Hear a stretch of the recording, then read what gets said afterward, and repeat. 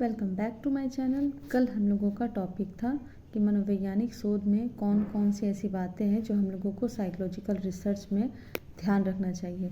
तो लास्ट वाले वीडियो में हम लोगों ने कवर किया है 5 से 7 पॉइंट तक कवर किया है। इसके लिए ये मेरा तीसरा वीडियो है और इससे रिलेटेड मेरे 2 वीडियो अपलोड हो चुके हैं। आप लोग देख सकते हैं उस पर मेरे सारे जितने भी चीज़ हैं पॉइंट्स और टॉपिक आपको उसमें डील किए हुए मिलेंगे। तो आज हम लोग उसके लिए स्टार्ट करते हैं। जो हमारा नेक्स्ट जो टॉपिक है इसमें टोटल मैंने 13 पॉइंट्स यानी कि 13 पॉइंट्स का जिक्र किया था और अब इसके बाद हम लोगों ने 9 पॉइंट्स को कवर कर लिया है।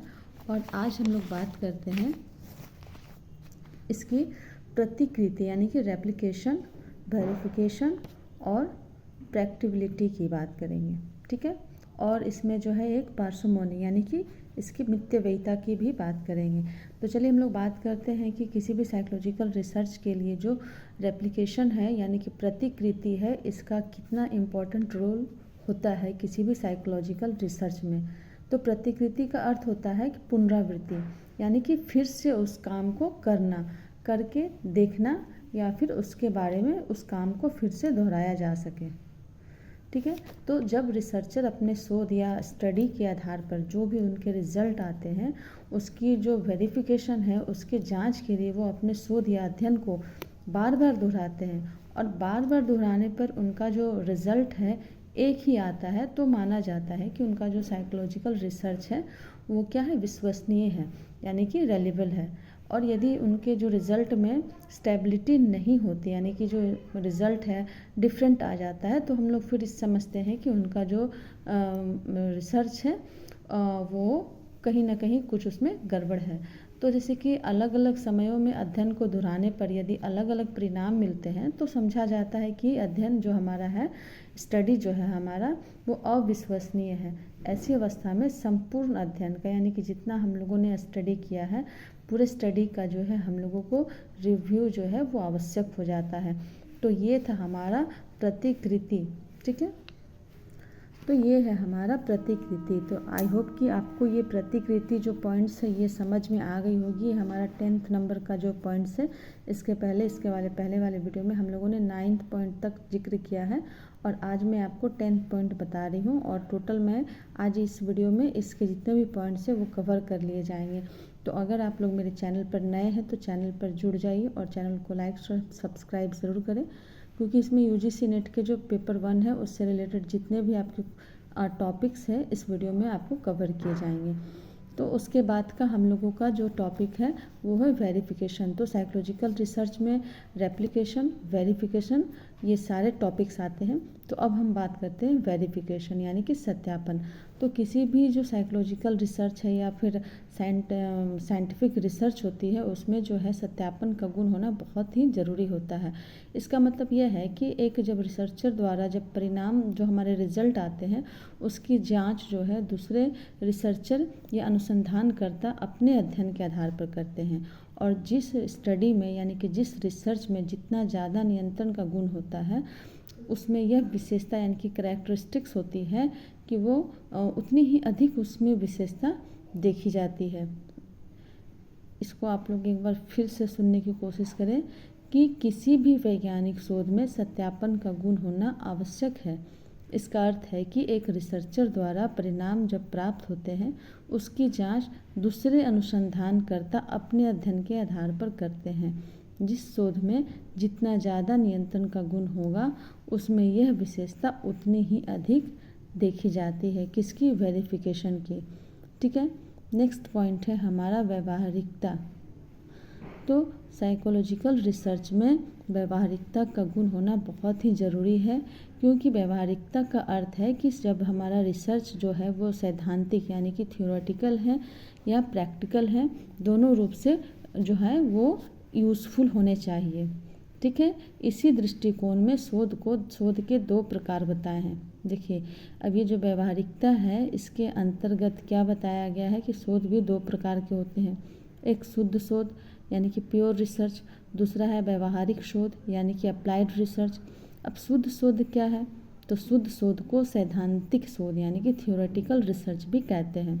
इसका उद्देश्य प्राकृतिक घटनाओं को समझना और उससे संबंधित सूचनाएं प्राप्त करना है। अब जैसे कि किसी का इंटरेस्ट है साइक्लोन पर रिसर्च करना, भूकंप क्यों आता है, तो ये सभी जो है प्रकृति से जुड़ी हुई है।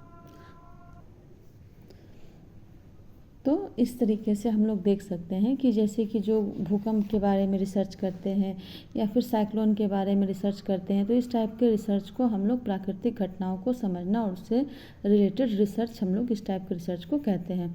इसमें जो रिसर्चर हैं वो अपनी जिज्ञासाओं यानी कि उनके अंदर की जो इच्छाएं हैं वो क्या जानना चाहते हैं। बहुत सारे रिसर्चर होते हैं, उनके मन में अलग अलग कुछ जो ख्यालात होते हैं। अब जैसे कि किन्हीं को जानना है कि भूकंप क्यों उत्पन्न होती है, कहाँ से इसका जो है स्टार्टिंग पॉइंट है और इसके क्या क्या रीज़न हो सकते हैं, उस पर और ज़्यादा वो डीपली काम करना चाहते हैं।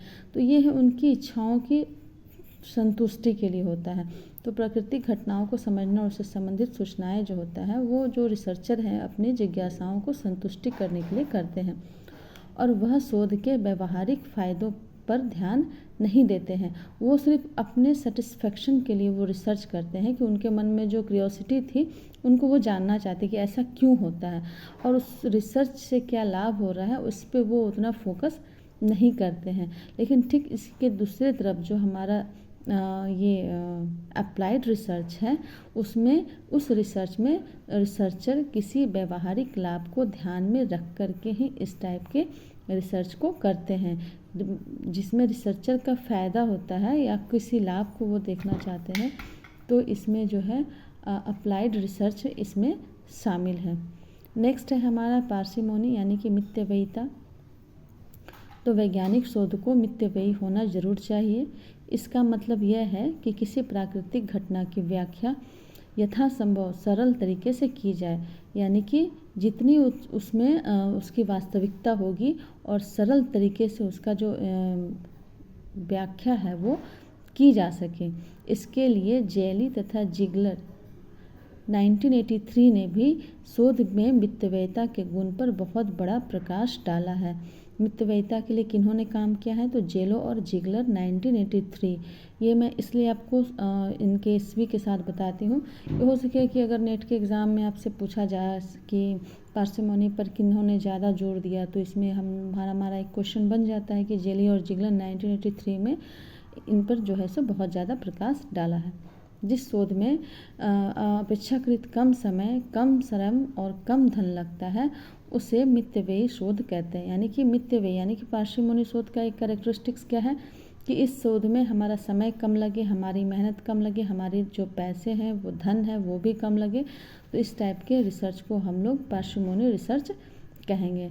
जैसे कि वैज्ञानिक शोध और मनोवैज्ञानिक शोध की जो कुछ विशेषताएं होती हैं, लेकिन क्या है भौतिक विज्ञानों में और शुद्ध गणित यानी कि प्योर मैथमेटिक्स की तुलना में ये विशेषताएं जो होती है मनोवैज्ञानिक और सामाजिक शोधों में सीमित मात्रा में देखी जाती है।